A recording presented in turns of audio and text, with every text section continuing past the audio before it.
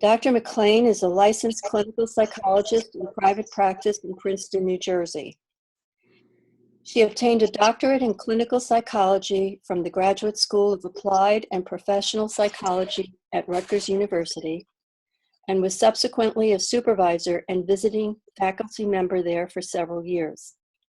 She also worked at Princeton University Counseling and Psychological Services as the director, and at Rutgers University in the counseling service as a senior staff psychologist.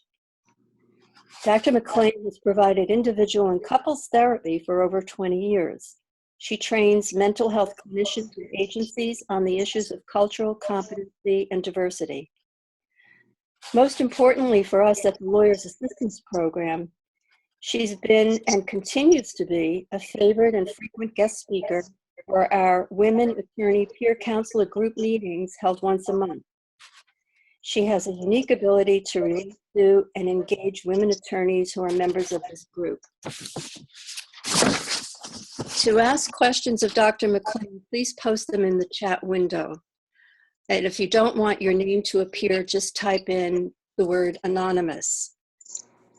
We also have previously submitted questions that will be posed to Dr. McLean.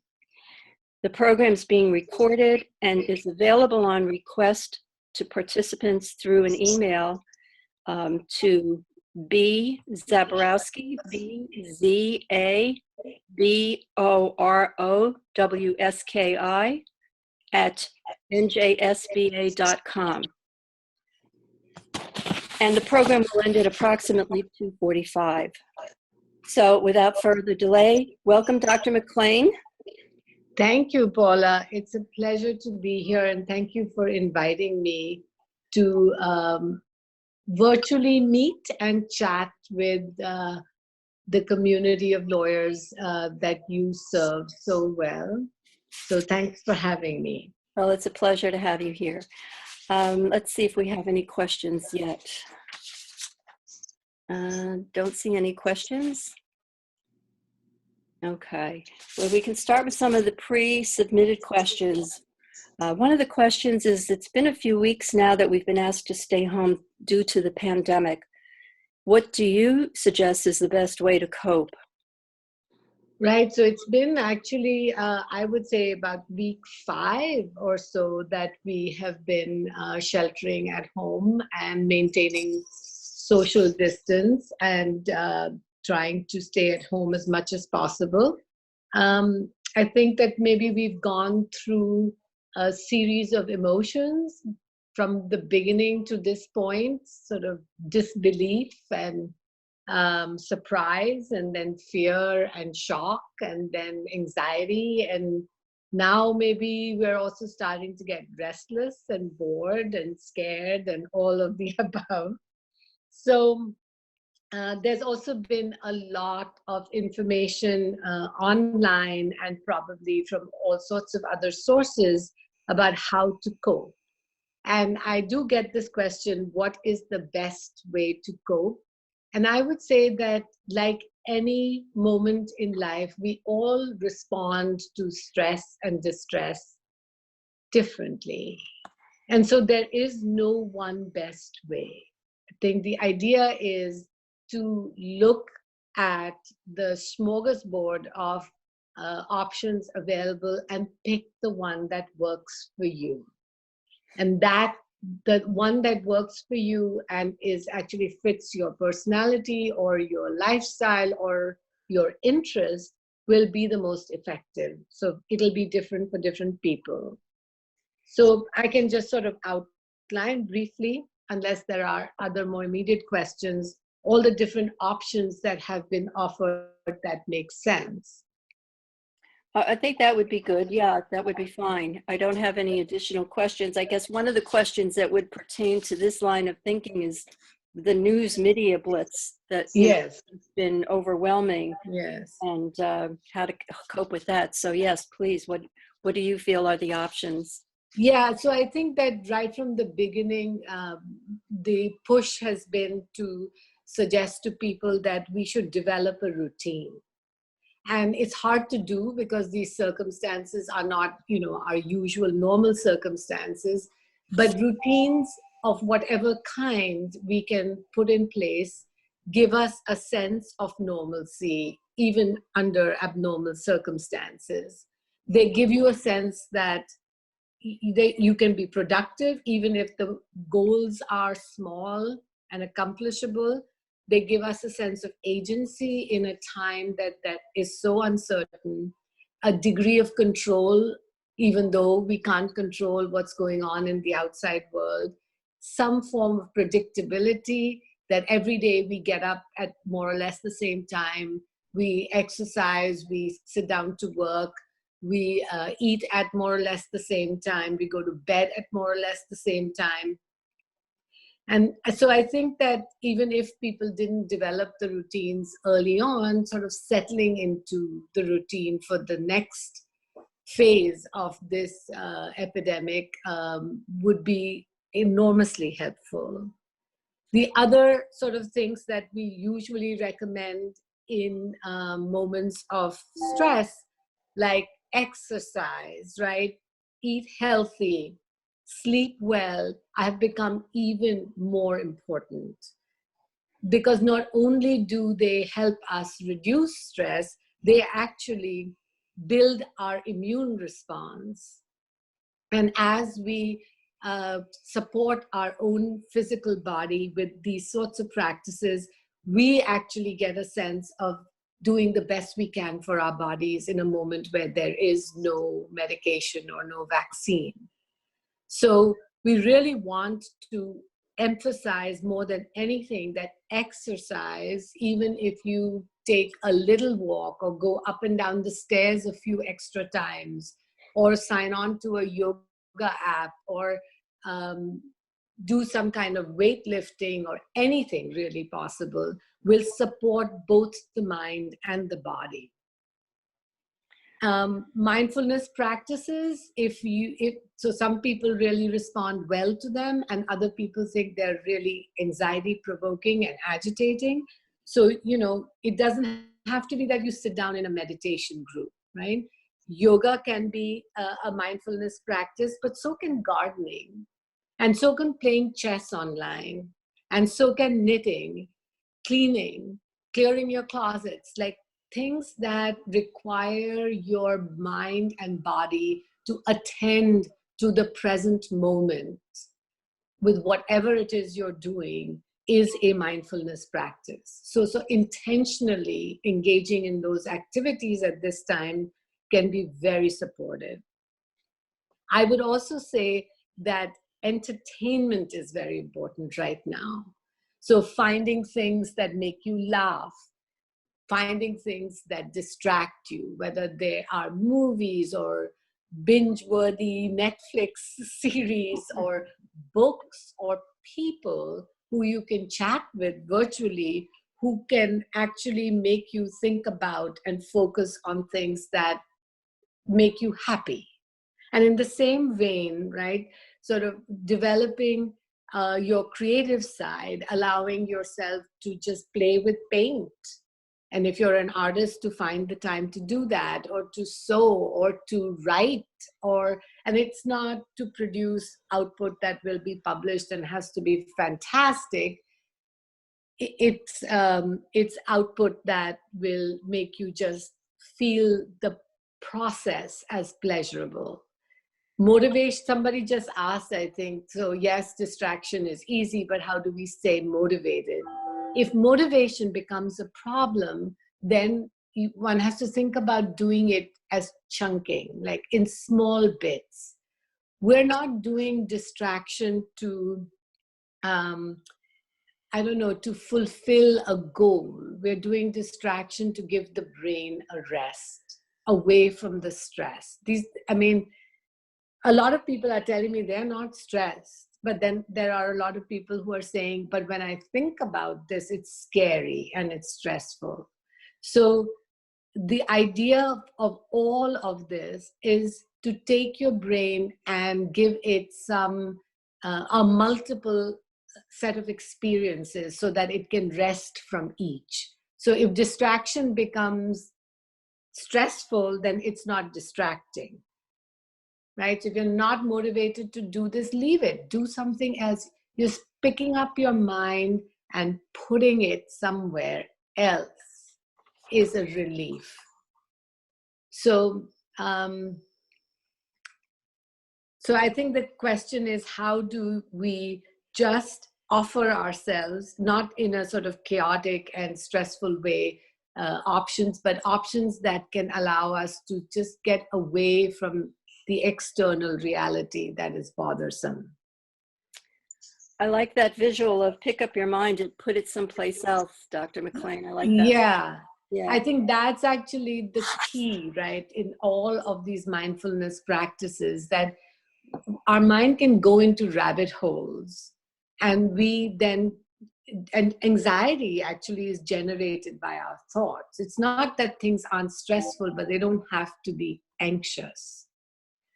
And anxiety is, oh my God, oh my God, oh my God. Oh, now this is going to happen. Then that awful other thing will happen. And that will lead to that. There'll be no way out of this. Oh my God, oh my God, oh my God. This is anxiety. Yeah. No, we have a reality outside. There is a real threat to us. At the same time, we don't have to respond to it with anxiety. We can sort of help our mind get healing moments. So to be able to say, yes, of course I'm worried. That's okay. That's normal. That's expectable. I'm just not going to live here right now. I'm going to take my mind, pick it up very gently, without calling myself names and without judging myself, and put it somewhere else where it can rest for a while. And I think the whole, I would say the game plan here is, this is happening. It may happen for a long time, but it's still temporary. And we are going to need our minds and our bodies, in whatever shape and form they are, to take us into the recovery process, or in the after of this, whatever that's going to look like, which no one can predict. So how can we in some ways protect and nurture and remain supportive of our minds and our bodies? That's the goal right now. So whatever we can do to support ourselves, that's what we want to do. That certainly is important. Somebody is asking, they can't see you, Dr. McLean. This is just audio for those who are wondering why there's no video. There's an interesting question here from an introverted lawyer. He's quarantined with his extrovert fiance, and he's managing the ebbs and flows of newly clinging partners and such, interfering with work. Right. So I think that's a really great question, because we are stepping on each other's toes, because everybody's in the same space at once. I would say a family meeting is needed. And by which I mean, it's important to talk to each other about what each person needs right now, and come up with some compromise. So if somebody is needing time to get away and do their work, and their partner is needing solace and comfort, it's really helpful to say, you know what, let's have this routine. We'll get up in the morning, we'll touch base, we'll give each other comfort. Then I'm going to be gone for 2 hours. And then when we meet back together at lunchtime, let's spend a little time for you. And then I'm going to go for a walk and have my alone time, but I will come back and then we will reconnect. And then so, having this idea that people are available for each other at predictable times, that no one is being abandoned. And at the same time, people have enough time if they need alone time, or they need, so I would say it's time to develop contracts openly and with understanding and love, right? No one's doing it the right way or the wrong way. And if this lawyer and his fiance are going to build a married life beyond this, it's a great moment to learn how to negotiate. Mm-hmm. But transparency, non-judgmental acceptance of each other, and really saying, let's do something that works for both of us. Let's have a contract. Yeah, premarital contract. Yeah, and then you have to renegotiate. You have to be prepared to renegotiate it periodically. Yep. And reinforce it periodically. I think weekly or every 4 days a family meeting, or Friday morning bagel and family meetings, to just, even for people who have children, is a great idea. And to put up like schedules for who's going to do what when, so that everybody knows what to expect. And of course, that doesn't mean it'll take away all the conflicts and the disagreements, but it sets forward transparent expectations.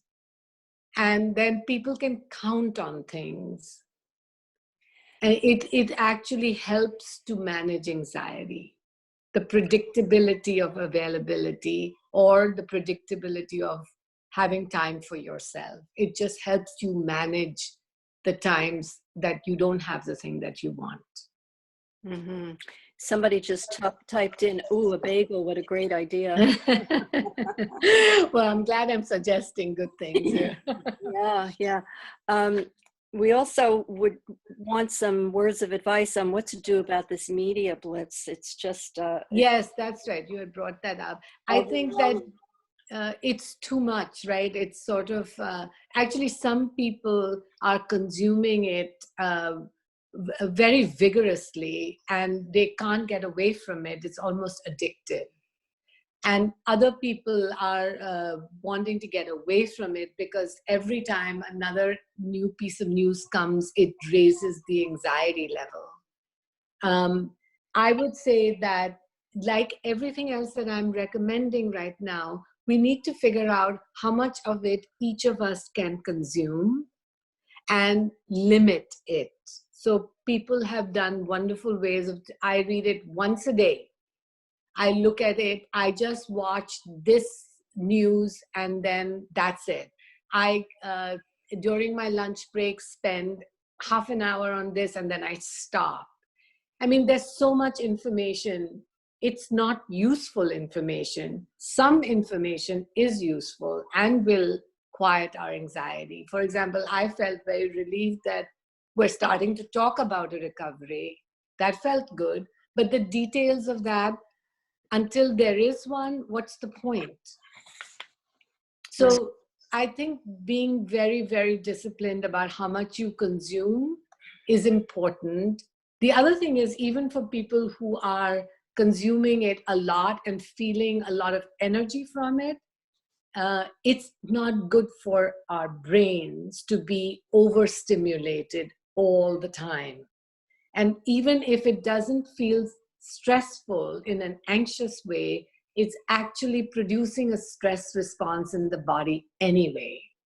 So chronic stress responses that go on and on without respite are actually harmful to the body, both for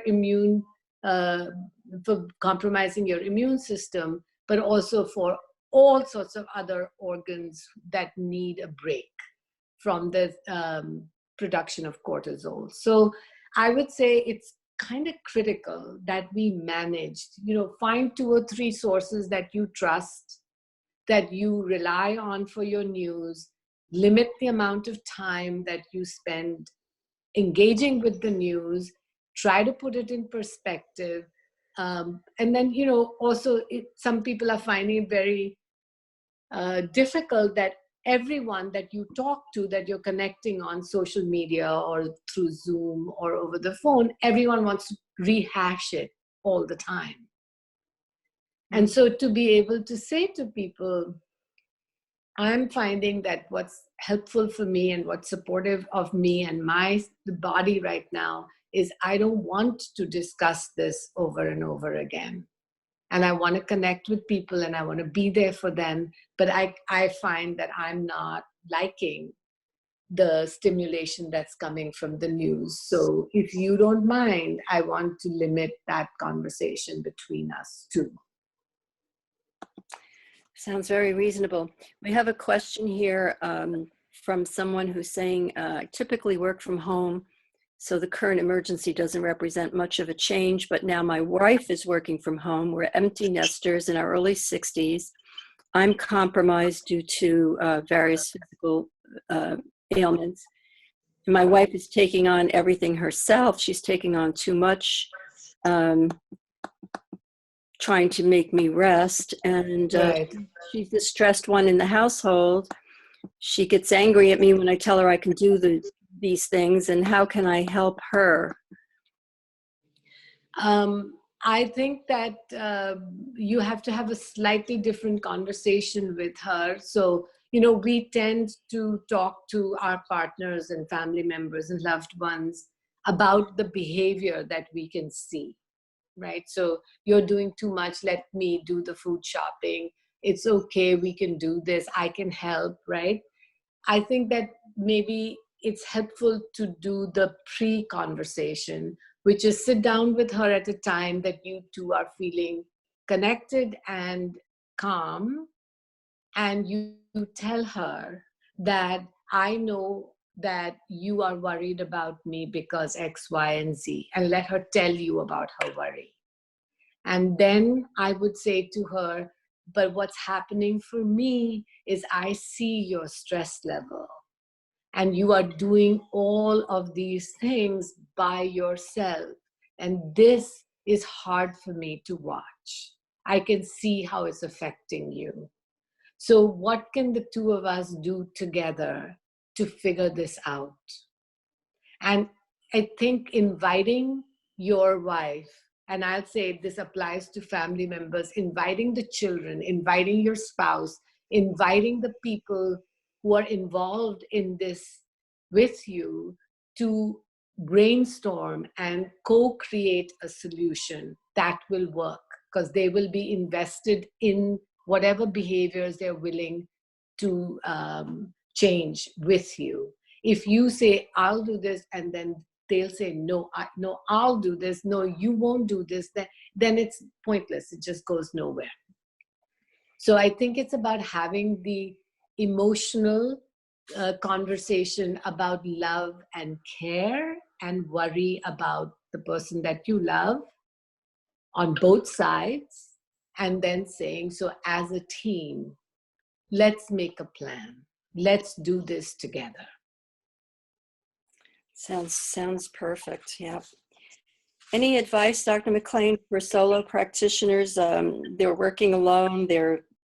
Perhaps they're got a loss of income and they're professionally isolated. Any suggestions for these folks?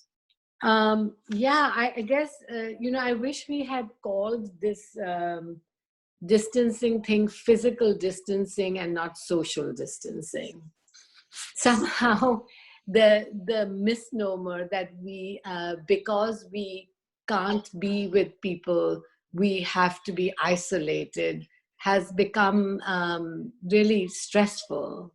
So especially for people living at home alone, it's hard to be alone in a stressful moment. And so, but it doesn't have to be lonely. We're all sort of dealing with this, and maybe this is a moment that requires a little bit extra reaching out to friends and family. I don't know if the Lawyers Association has mentors, and that you could reach each other to seek mentorships or connection with people.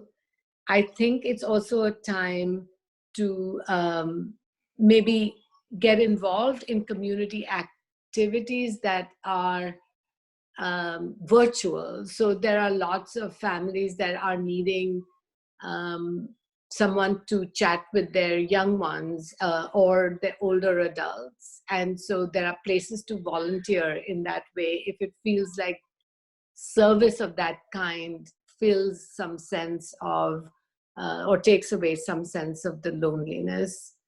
And I think this is not just for people who are alone, but are we finding friends that we can communicate with virtually, setting up regular meetings. Like a lot of people are telling me that they've connected with their high school friends, 5 of them, and they're meeting weekly and doing a social hour or having lunch together at a certain time. So online, of course, and that can help alleviate the sense of being alone. I also think that it's a time to plan for a positive future, right? So it's the idea that we will come out of this. And when we come out of this, what is it that we would want for ourselves?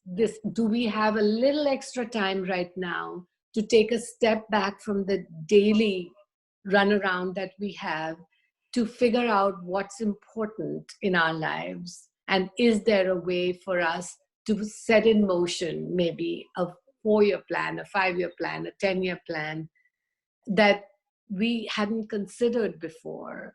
Is it sort of bringing up a reevaluation of how we want to manage our lives? And again, this is not just for people who are living alone, but it is a time of, or we may have, not everybody has more time right now, but for those of us who do have more time, it is a time of reflection and connection in a different way.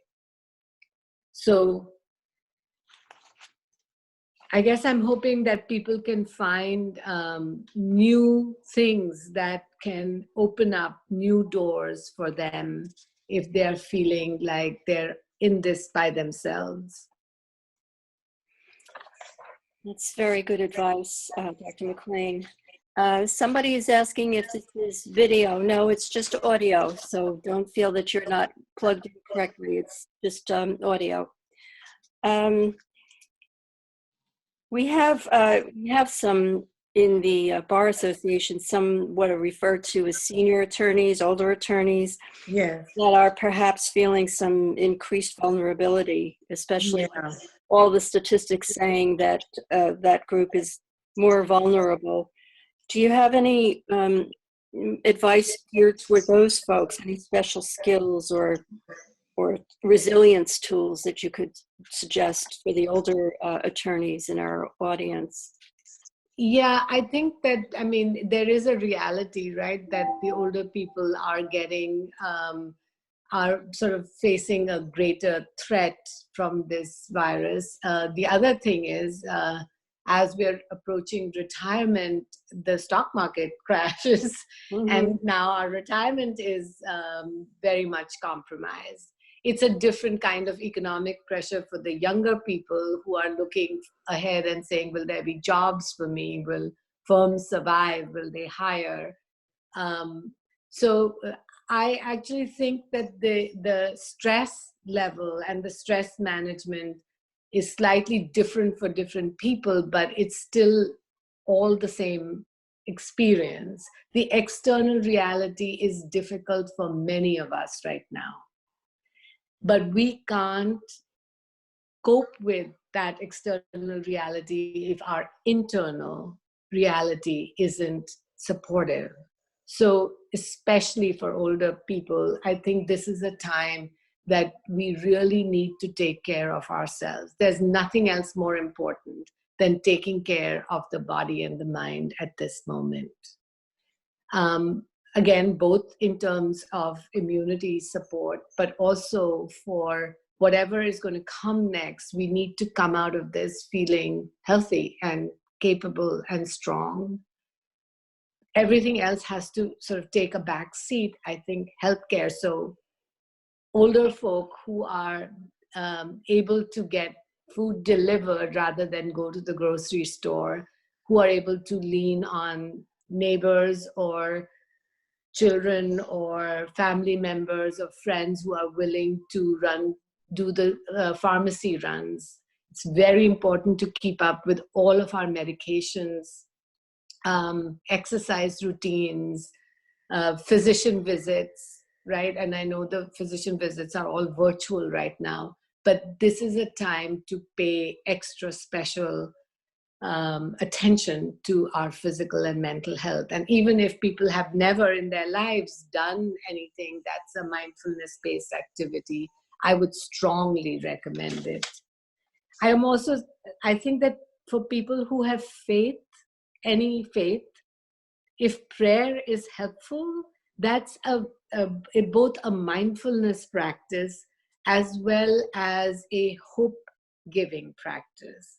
So if it helps to connect, and I know everybody does not believe in a higher power or have feelings about religion, but if there is a faith-based community connection that can help those who have faith. The other thing I will say is, this is a moment to pull up as much positivity as anyone can possibly do, right? There is sort of, there's a silver lining, the glass is half full, and this is not to be Pollyanna about it. It's really, positivity is an antidote to stress. So people can put into place practices like a gratitude practice every day, to be grateful for what we do have, even though we are in a difficult moment, to find sources of hope, to believe that things turn around. And those of us who have lived a little bit longer, we know actually everything does pass. The new thing comes and it will be good, bad, or indifferent, but this moment will not last forever. So how can we take care of ourselves, support ourselves to get to this next moment? It makes a lot of sense, Doctor. This is a specific question. If someone is living with another person or a family that is not particularly good for their mental health, what can they do if the environment is unsafe for them mentally? Right. And I will add, if the environment is unsafe for them physically too, because I think that a lot of people, unfortunately, where there is interpersonal violence, are living in circumstances that can be really harmful.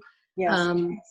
So there are lots of, so let me touch the sort of more extreme end of it first, and then I'll come back to your original question. If people are living in unsafe environments, the use of the hotlines is strongly being recommended at this time. And if you can't use the phone because it's a small space and people can overhear you, there is, I think you can text the word love is, LOVEIS, love is, to the phone number 22522. So that is in case of an domestic violence situation. Love is texted to 22522. And I think there's a domestic violence line, 1-800-572-SAFE, SAFE, which is 7233. So that's 1-800-572-SAFE. We all need a safety plan. And given that, mobility is so restricted right now, if there is a lack of safety, we should reach out. Somebody's just asking, are the courts open? Courts are available for DV restraining, yes. And also, I think, to file and receive restraining orders. So I think that there are options, and these places will help people navigate the system to get the safety that they need. The other option, there are lots and lots and lots of resources on NAMI New Jersey's website, or NAMI in general, National Alliance of the Mentally Ill, that can direct people to all sorts of safety mechanisms if there is danger. So the original question you had, if you're living with people who are emotionally not good for us, it's very important for us to find moments where we can get away from it. And if we can get out of the house, go for a walk, take the time. Make sure you take the time. If There are safe spaces inside the house where you can be quiet, take the time. If there are, I would say, practices like yoga and mindfulness that allows you to tune out the noise outside and give your brain a time to heal and find peace, take the time. I want to say, of course, that we should be having conversations with people who are harmful and try to establish boundaries. But if we have arrived at a point where there is so much distress that that kind of conversation isn't possible right now, then then we have to find sort of safety spaces for ourselves. And I want to emphasize that there is a lot of mental health support available online right now. If you need services, insurance companies are waiving all kinds of co-payments, and they have given waivers for teletherapy. They have given waivers for out-of-network providers. So reach out. There are lots and lots of clinicians who are doing therapy via video platforms or audio platforms, and you can find help. If things are hard, don't hesitate to seek help. There is no point, right, letting this moment in time harm us in a way that the rest of our life is compromised. So protection, protection, protection. Whenever there is danger in the environment, we want to see how can we protect, how can we support, how can we remain well enough that when we come out of this, we'll be okay. That's our resilience. Yeah, I just want to say, if you go on the Lawyers Assistance Program website, there are numerous resources as well. You're absolutely right, Dr. McLean. There are lots and lots of mental health resources available online. So that's a good resource to keep in mind. Yes. Someone's asking if you want to use this time to work on cleanup projects, which you've procrastinated. Should we limit the time spent on it, or will it add stress and not be a good distraction?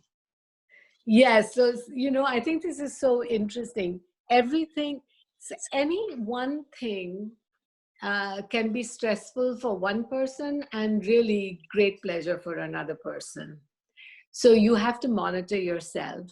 But I would say we are at home, and if we are employed, this is actually not a vacation or a break, right? So we can't say, I'm not going to do anything until I clean my closet out. And when we do that, then the closet gets all of our attention, and it can become extremely frustrating and very, very, very large.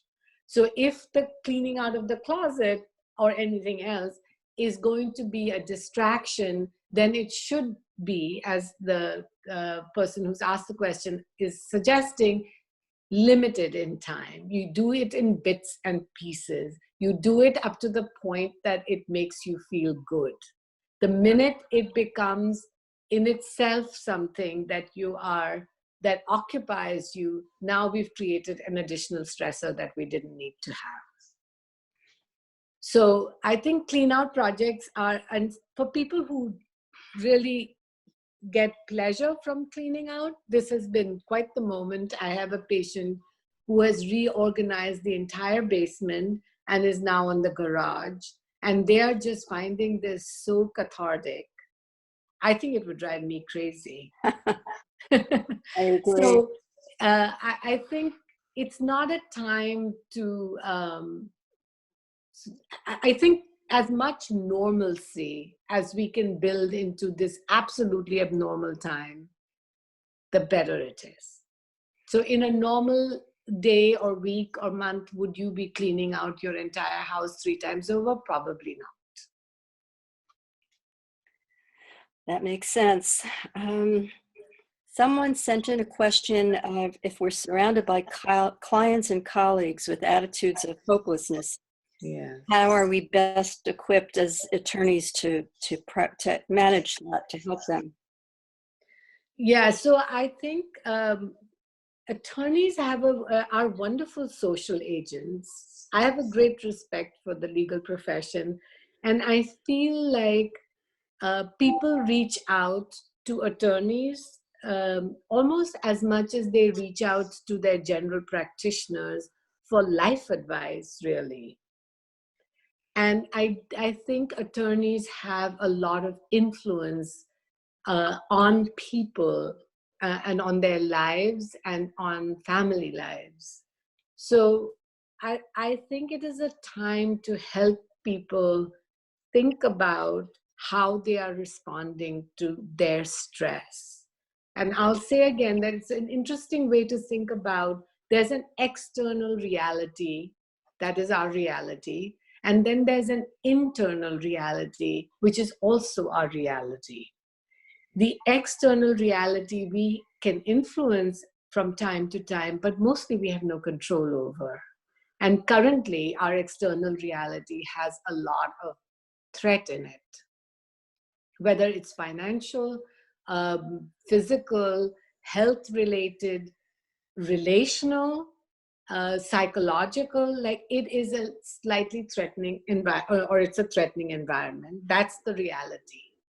But how we deal with it is internal reality. And all of these things that we're talking about, how to take care of yourself and your mind and your body, is applicable to all of your patients. So I would say if attorneys can sort of say, yes, of course this is hard, and there may be tough times ahead that we can't even predict, but holding on to hope, holding on to the things that we do have, holding on to what we can support at this time is key for our survival in the future.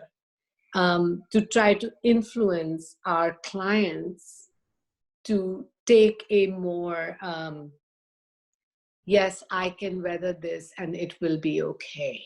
If I'm okay, I'll find a way. If I'm not okay, then the devastation of outcomes will be unbearable.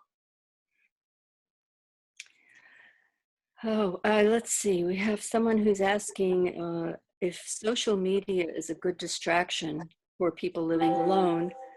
And if so, should employers allow employees to lift the ban on social media? I guess that pertains to employees While you're working. while you're working, yes. Yeah, I mean, I don't know what employers should do. I wouldn't comment on that. But I would say that social media, like anything else, can be a good distraction, but it can also become fairly harmful if it's engaged in too much or in ways that are not helpful to people, because a lot of good and not so good information is getting transmitted through social media. And again, I'll say we're working less because we're at home, and many expectations regarding work have to be modified, right? We just can't be as productive as we are when we go into the office, and goals have to be more achievable and realistic. At the same time, my personal opinion is this is not a vacation. We do actually have to work and find the most appropriate balance between work, living at home, and managing our own mental and physical health. And if we have family, then, you know, the obligations to family. So I'm not sure that it's an employer-employee decision. It's maybe a more personal decision, how much and how one is using social media. Well, I like your phrase, this is not a vacation. It really, I mean, I think that, you know, I'm a small business, as many lawyers are, and we have to keep it going too, right? Because otherwise we will end up with very little at the end of this process.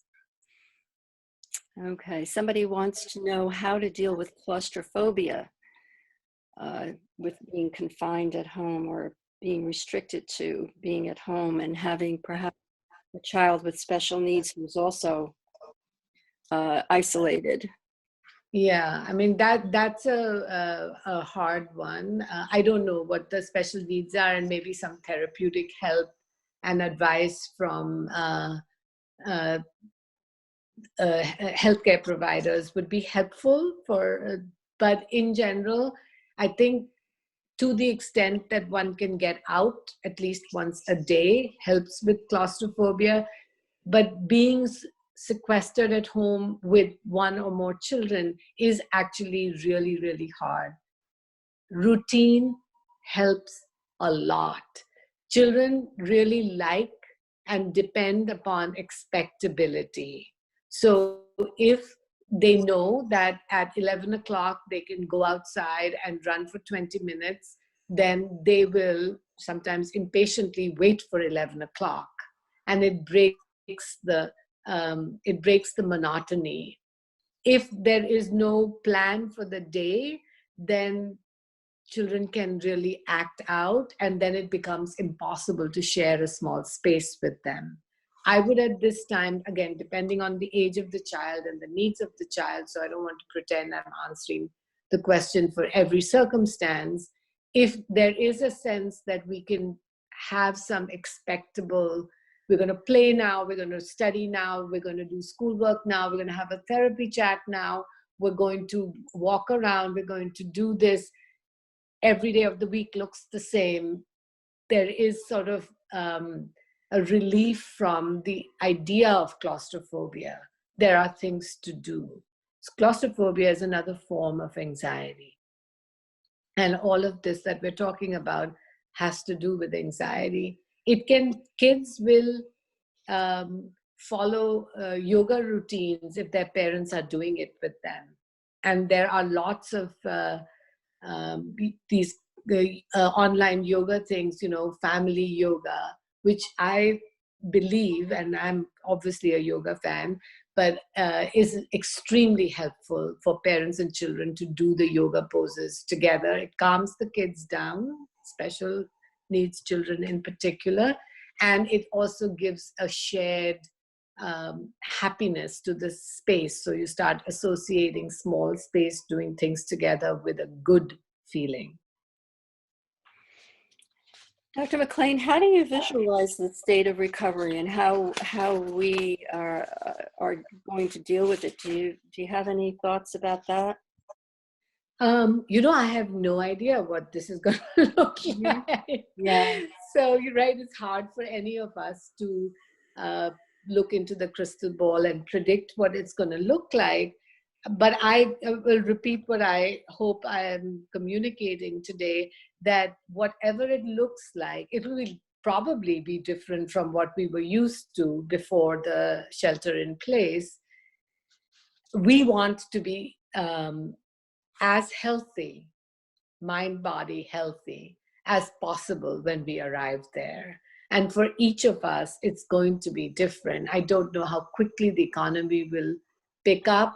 I don't know what the effects are going to be, both on our savings and our retirements and our future job prospects and our services. I don't know. I think many families will come out of this hopefully feeling more able to be together and more sort of affirming of the family values that they have shared. Maybe we've all learned to cook a little bit more. Maybe employers will start to consider, not all the time work at home, but as an option that it worked for those companies that it actually worked. Maybe there'll be more flexibility. Maybe there'll be more sick leave. I don't know. So there is good and bad that will probably come out of this. Whatever it is, we want to enter the new phase is as healthy as possible, whether or not COVID hits us directly or indirectly. What is our best, most resilient self that will come out of whatever happens? So do you think this is a time for people to plan, or just hold tight, or to just concentrate deeply on mind and body health? Or should people be also at the same time planning ahead? That's a great question, Paula. You know, and I want to say first that all the best laid plans, right, went to hell with COVID. So, but at the same time, I do think we have to plan. I think that we have to do all of what you just said. It's a time that has brought the focus on mental and physical health, not only for us as individuals, but for us as communities, as nations, as the world. If we are not healthy, there is nothing, right? The economy shut down. There is nothing if we are not healthy. So I think that we, without doubt, we cannot ignore the message here. We must focus on, and it's a time that, you know, we are being forced to stay at home. We actually have the time to figure out what supports each of our bodies and our minds. So there is nothing more important than this. And this moment is helping us as a human race face that value. And then beyond that, we should plan for the next, like, what do I want in my life? And maybe it's a time that's telling us, oh, wait, let me look at myself. I can see I am good at this, I'm bad at this, I respond well to this, I don't respond so well to this. What is it that I want to change about myself? And then I think we plan for the future, 4 years, 5 years, 10 years down the road, but we have to appreciate, given our recent experience, that maybe those plans won't come true. Maybe they won't look exactly like we think they would if we start to plan now, but we have to have goals because we are a forward-thinking, hopeful, optimistic race, right? So we have to plan, but we can't get rigid or stuck on our plans. We have to sort of start to think the most important resource that I'm going to have to implement my plans is my body and my mind. So that's what I would say. Plan flexibly and focus on your resilience.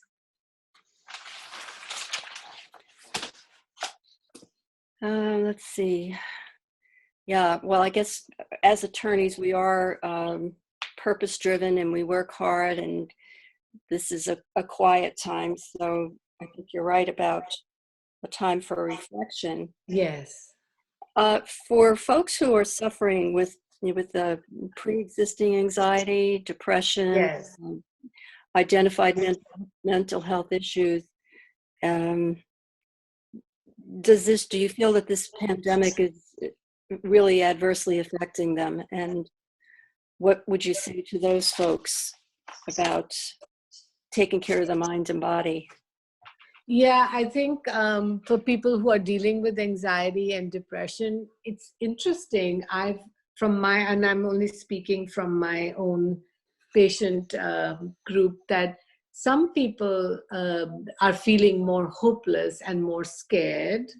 And some people are actually feeling that finally the world understands how I feel inside. Everybody's feeling. And so they're feeling relieved. So having said that, I think, again, everyone, depression comes in many flavors and sizes, and so does anxiety and every other mental health condition. So different people are responding to this external stress in different ways. It is extremely helpful and important to stay connected with your treatment if you are in treatment. For people who have had milder underlying conditions, but now because of the stress, those symptoms are becoming worse or more acute. Again, I would say, please reach out. There is lots and lots of support available. It's easy to find support right now. It's online. You don't have to go anywhere and get treatment. So again, if you're in treatment, stay in treatment. If you feel like you need treatment, it's completely understandable that any kind of vulnerability that you had managed really well is sort of feeling the pressure of this external stress, and it can become worse. I think that, again, different people are feeling vindicated, right? Like, I was always paranoid, you called me paranoid, and now look, see what happened. Mm-hmm. And so that's sort of, trying to help figure out where paranoia begins and anxiety ends, and vice versa.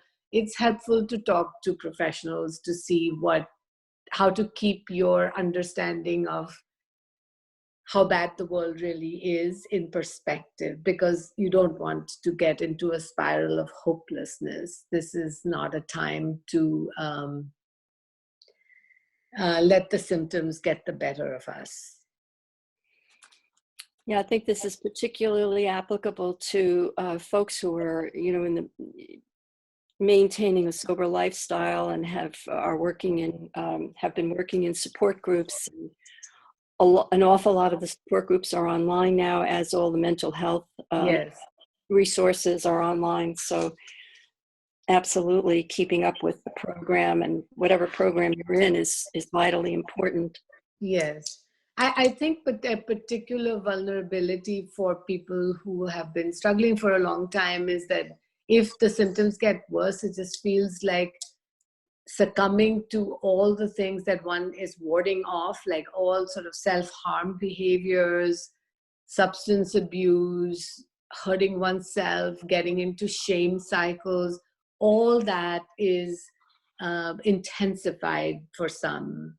And it's so, we need extraordinary support at this time to not slip back into things that we know are harmful to us and are hard to avoid when we're feeling so bad. So help, and help, right? Seek it. Find the support. It's so important. That's for sure. Let's see, I think this would be our last question. Someone is writing, they have PTSD. Pandemic has brought me great relief because now people understand what I've been going through. Yes, I think that many people who have been dealing with difficult circumstances and have felt that this world is not safe, or bad things do happen to us, or that they're dealing with depressive symptoms, are feeling that the world is finally resonating with their internal states. And it has been a relief for some. And in a way, right, we're all sort of saying, okay, bad things can happen, things are hard. Now let's all of us, whether we have suffered this before or not, hold hands and move forward. I mean, the only way we flattened the curve was by staying away from each other, not only to protect ourselves, but also to not spread the contagion. So maybe as a human family, we have an opportunity to hold hands and pull all of us out of this, including people who've had difficult moments in the past. So it's been a mixed experience, hasn't it, in all sorts of ways? Yes, it has. It really has. I don't see any further questions. Or if there are any further questions, please type them in quickly because the program is going to end shortly. By the way, this program is being recorded.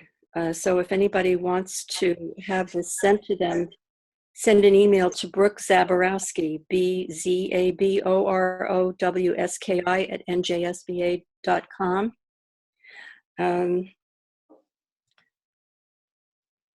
You can also, someone asked about the women's group. The women's group information is on the njlap.org website. So you can go to that and see what's up with the women's group. Someone is asking, I think, a list of phone numbers where people can call for help. Yep. So I imagine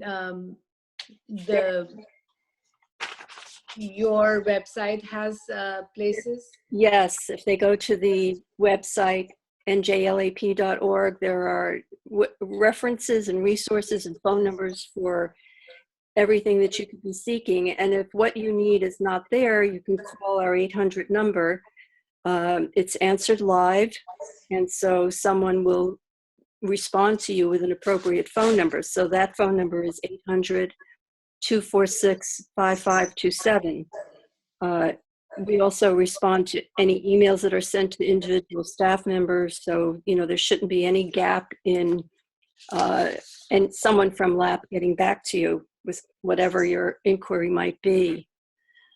I will also add that if you're looking for mental health services, really, Psychology Today is a great resource for psychiatrists, social workers, psychologists, and you can look up their profiles and read and make a choice. Most people, again, are doing treatment online, and again, you can also call your insurance company and ask them, if I pick somebody, what will be covered for teletherapy or telemedicine. Make sure that, and you'll be surprised at the kind of dispensations that the insurance companies are willing to make right now. Pick somebody to talk to.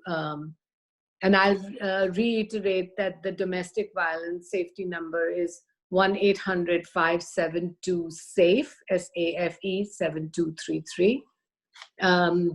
The CDC has a online page with all sorts of resources for anxiety and depression. So does NAMI, NAMI, which is National Alliance of Mentally Ill.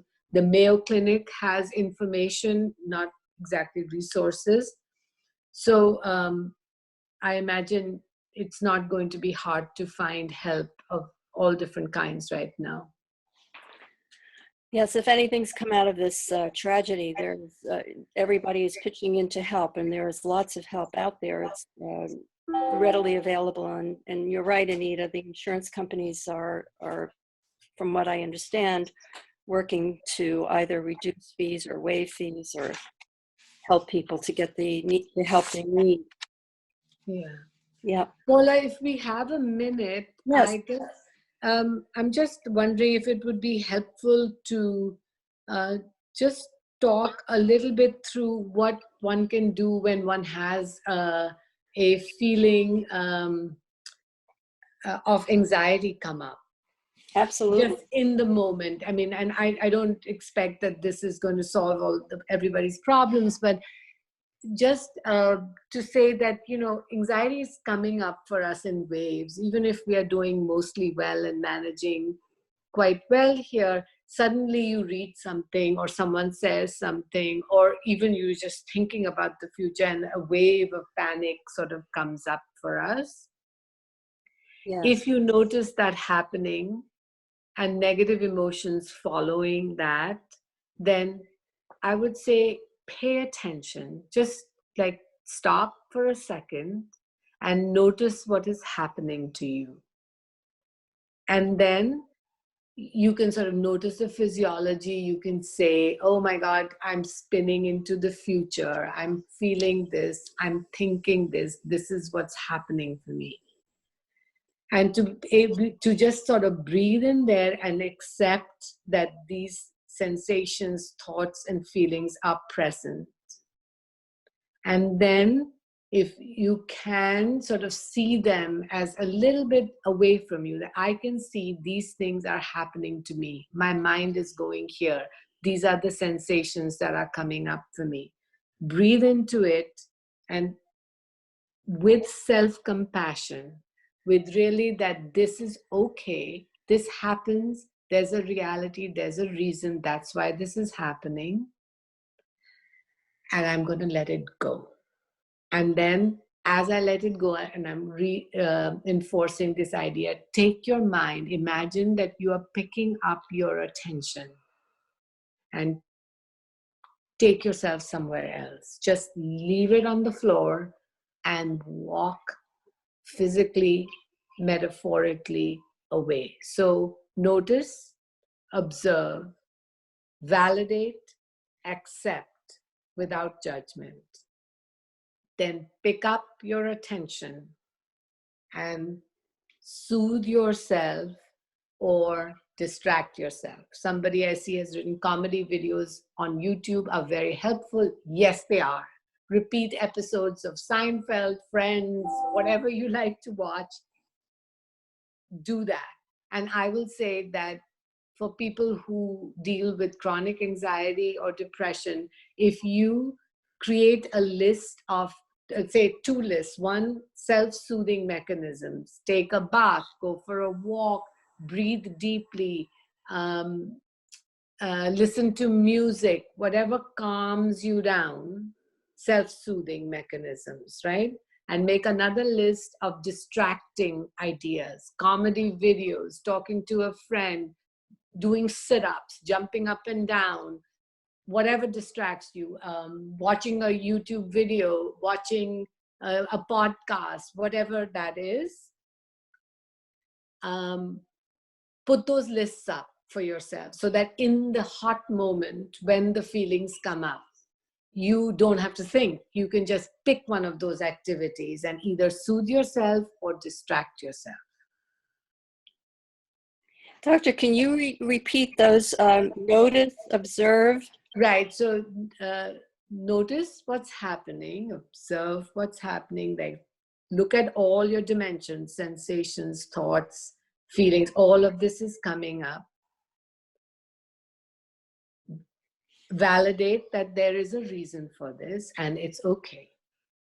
Accept that this is happening in this moment without judgment, without calling yourself names, without saying you're so stupid, why is this happening to you, or blaming anyone else. Like, just no judgment on anyone or anything. Accept that this is happening in this moment. Take a breath and then literally imagine picking yourself, your mind, your attention up and go engage with something else. And that something else can be either soothing things, depending on your needs, wishes, personality, or distracting things. So take your mind, take it away. But first, observe it, accept it with validation and saying it's okay that this is happening. That's great. That is really very comforting. Yeah. Yeah. And I would again say, make up your comforting ideas and soothing ideas and distracting ideas ahead of time. And maybe if you're living with other people, everyone can contribute to what is good and calming. And then you just have to pick rather than have to use your mind to think, and your mind's not there participating with you. It's a great idea. That's wonderful. Any other questions from the attendees? Well, I think we're going to wrap up. Dr. McLean, thank you so much. This has been so incredibly helpful, and we hope that the program was helpful for those participating. I just want to leave you with the thought that the New Jersey Lawyers Assistance Program is here, available to you. The 800 number is answered live, 800-246-5527. You can go to the njlap.org website for and resources in any area that you might need a resource referral for. Someone's asking if there's a CLE code for this program. Again, if you want this program sent to you, it is being recorded. Send an email to B as in Brook, Z as in Zebra, ABOROSKI @njsba.com. And you can get a copy of this program. And so if there are no other questions, Dr. McLean, we really appreciate your time. This has been wonderful. And Dr. McLean will be recording a didactic portion to follow up on this that will be available through the New Jersey State Bar Association. So We have the participants' email addresses, I believe, or some contact information. But check out the NJSBA website, the Lawyers Assistance Program website, for further information on Anita McLean's upcoming didactic program. So again, Dr. McLean, thank you so much. It was such a pleasure talking with you, and your insight is phenomenal as always. Thank you for inviting me. It was a pleasure to be here. I appreciate the participants who've been so active and asking all sorts of really helpful questions that guided our conversation. Thank you. Thank you. Thank you, attendees. Stay safe and Yes. yes. Goodbye. Bye. Bye-bye.